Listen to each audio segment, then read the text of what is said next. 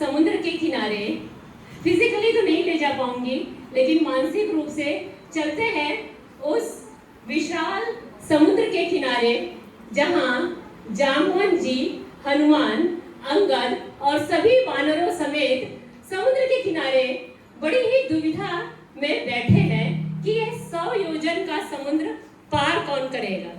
चलिए देखते हैं। Hare Krishna. So now we are going to present Sundarkand, and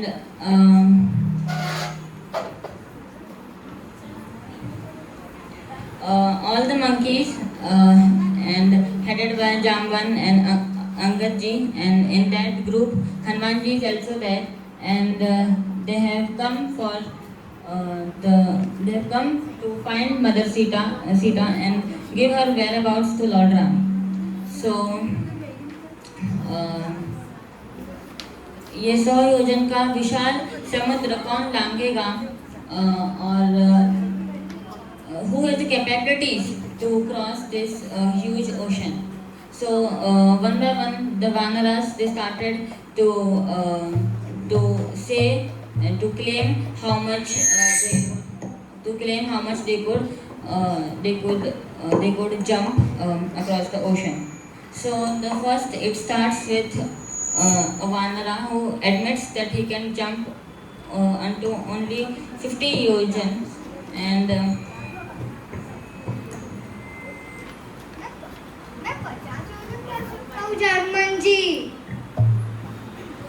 and then Angad ji says that Angad kahau jau मैं पारा जिये संशय कछु फिरती बारा, which means that Angad ji, he says that he can cross the 100 yojana samudra easily, but he has the doubt that will he be able to come.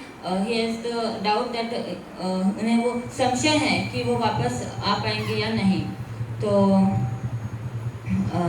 तो जामन जी की दृष्टि हनुमान जी पे पड़ती है, जो कि बैठे हुए थे, एक कोने में बैठे हुए थे. और जामन जी कहते हैं, कहि रीछ पति सुनु हनुमाना, का चुप साधि रहे बलवाना, पवन तनय बल पवन समाना, बुद्धि विवेक विज्ञान निधाना, कवन सुकाज कठिन जग माही, जो नहीं होहि तात तुम पाई, राम काज लगी तब अवतारा, सुनत हूँ भयउ पर्वताकारा. तो जामन जी कहते हैं कि पवन तनय बल पवन समाना, आप पवन जी के बेटे हो और आपका और उन्हें अपनी खोई हुई ताकत की वापस वो याद दिलाते हैं और बताते हैं कि राम काज करी तब अवतारा. राम काज, प्रभु श्री राम जी की इस अवतरण में आपका जन्म ही इसलिए हुआ है कि आप प्रभु श्री राम जी को सहायता कर सको उनकी, you can assist him in his pastimes. तो सुनत ही भयो पर्वताकारा, हनुमान जी फिर उन्हें अपनी खोई हुई ताकत की वापस याद आ जाती है, और वो पर्वताकारा, वो पर्वत समान एंथुजियास्टिक होके वो छलांग लगाने के लिए तैयार हो जाते हैं. तो अभी हम इस प्रिल्यूड से सुंदरकांड में प्रवेश करेंगे. करने से पहले मैं हनुमान जी को एक प्रणाम मंत्र ऑफर करना चाहूँगा. अतुलित बलधामं हेमशैलाभदेहं धनुजवन कृशानं ज्ञानिनां अग्रगण्यं सकल गुणनिधानं वानराणामधीशं रघुपति प्रिय भक्तं वातजातं नमामि. जय श्री राम. जय श्री राम का घोष करके हनुमान जी तुरंत मंदार पर्वत से लंका की ओर छलांग लगाने के लिए तैयार हो जाते हैं.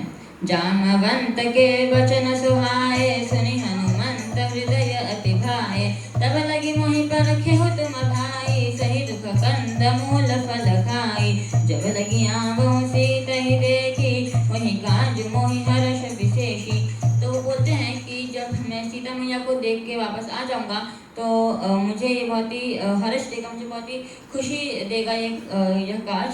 और सिंधु तीर एक भूधर सुंदर कौतुक कोदि चढ़े उता ऊपर. तो फिर हनुमान जी छलांग लगाते हैं और जो पहला बाधा आता है वो मैनाक पर्वत की तरफ से आता है। जिमिया मोग रघुपति कर बाना एहि भांति चले हो हनुमाना जल निधि रघुपति दूत विचारी तय मैनाक होहि श्रमहारी। तो मैनाक पर्वत मैनाक पर्वत हनुमान जी को आराम के लिए, हनुमान जी आराम से उनके पर्वत पे विशाल आराम करके अपनी आगे की सफर तय करे, उसके लिए मैनाक पर्वत प्रकट होते हैं। और हनुमान जी बोलते हैं, हनुमान ते परसा कर पुनि कीन प्रणाम राम काज कीन है बिनो मोहि कहा विश्राम। राम काज कीन है बिनो, तो वो श्री राम का काज किए बिना मुझे विश्राम कहा। तो ये पहला बाधा रहता है जो कि उन्हें ये प्रलोभन में डालता है कि वह एक अच्छे से वह आराम करके अपना आगे का यात्रा तय कर सकते थे, परंतु उन्होंने श्री राम जी के काज में कोई बाधा ना आए और ये पहला बाधा उन्होंने सक्सेसफुली पार किया। तो अभी जो दूसरा बाधा है, सुरसा नाम अहिन कई माता पठैन आय कहीं तही बाता आज सुरन मोहि दीन आहारा सुनत बचन कह पवन कुमारा राम काज करि फिरि मैं आवम सीता कहीं सुधि प्रभु ही सुनावम तब तब बदन कैठी आई सत्य कहूँ मोहि जान दे माई।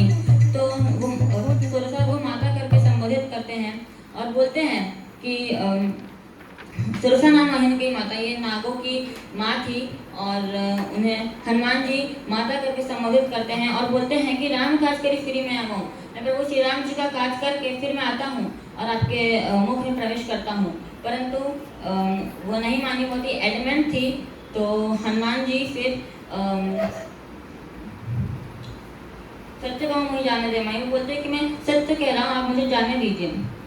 जो जन भरि देहि बदन पसारा कपितन कीन दुगुन विस्तारा सोरह जो जन मुख देहि ठयहु दुरत पवन सुत बत्तीस भयहु जस जस सुरसा बदन बढ़ावा तासु गुण कपि रूप दिखावा तत जो जन देहि आनन कीन्हा अति लघु रूप पवन सुत लीन्हा बदन पैठि पुनि बाहिर आवा मांगा विधाता ही सिरुनावा। तो बोलते हैं कि हनुमान जी जैसे हनुमान जी अपना साइज इंक्रीज करने लगे, वैसे वैसे सुरसा भी अपने मुख का साइज अपना she opened her mouth far wide so that Hanuman ji could enter her mouth. तो इस प्रकार से फिर हनुमान जी बहुत ही विशाल रूप धारण करके तुरंत अधिलघु रूप में आके तुरंत उसके मुख में प्रवेश करके वापस बाहर भी आ जाते हैं।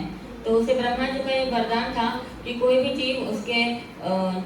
चीज अगर उसके सामने आ जाए तो उसे उसके मुख में प्रवेश करना ही पड़ेगा। तो फिर हनुमान जी ने वो कंडीशन भी फुलफिल किया और इस प्रकार से उस ऑब्स्टेकल को भी पार किया। तो फिर सुरसा अपना असली रूप धारण करके बोलती है कि मोहि सुरन जहि लागे पठावा बुद्धि बल मरमु तोर मैं पावा। तो बोलती है कि मुझे देवताओं ने मुझे भेजा था और मैं अपने बुद्धि और बल पा चुकी हूँ और राम काज सब करी हूँ। तुम्हें बोला बुद्धि निधान, अब बल और बुद्धि का निधान हो और आप राम काज बिल्कुल अच्छे से